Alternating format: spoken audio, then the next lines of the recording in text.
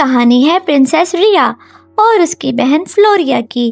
ریا خوبصورتی کی ملکہ، محل کی شان، اس کی سمجھداری نے لگائے کنگڈم کو 4 چاند، جبکہ فلوریا ہوئی حسد کا شکار اور بھول گئی اپنی صلاحیتوں کو۔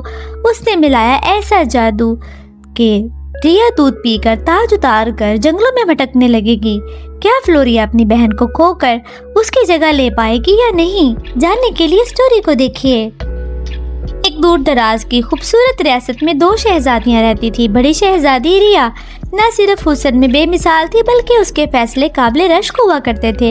ریاست کے تمام امور، تمام معاملات ریا کے بغیر ادھورے رہتے تھے۔ جبکہ فلوریا بھی خوبصورت تھی، لیکن اس کو لگتا کہ ریا کی خوبصورتی اور عقل کے آگے اس کی صلاحیتیں مان پڑ جاتی ہیں۔ شاہی ملازمہ جو کہ اصل میں محل کی دشمن ایک جادوگرنی تھی، اس نے پرنسس فلوریا کو ایسا جادوئی مشروب دیا کہ جسے پی کر پرنسس فلوریا خود ہی محل چھوڑ کر کہیں دور چلی جائے گی۔ فلوریا نے وہ جادوئی مشروب دودھ میں ملا دیا۔ پرنسس ریا کچھ جانے بغیر وہ جادوئی مشروب پی کر خوشی خوشی محل کو چھوڑنے کا ارادہ کر لیتی ہے۔ وہ سیر کا بہانہ کر کے محل کو چھوڑ کر تاج و تخت چھوڑ کر جنگلوں میں بھٹکنے لگی۔ جادو کے اثر کو نہ سمجھ سکی، جبکہ پرنسس فلوریا کی خوشی کی انتہا نہ رہی۔ اب وہ کنگڈم پر راج کرنے لگے گی، لیکن جلد ہی اس کی ناسمجھی کی بدولت ملک میں فساد شروع ہو گئے۔ ہر طرف جنگ کا ماحول تھا کہ پرنسس فلوریا کم عقل تھی، اسے محل کے معاملات اور ریاستی امور میں دلچسپی نہیں تھی۔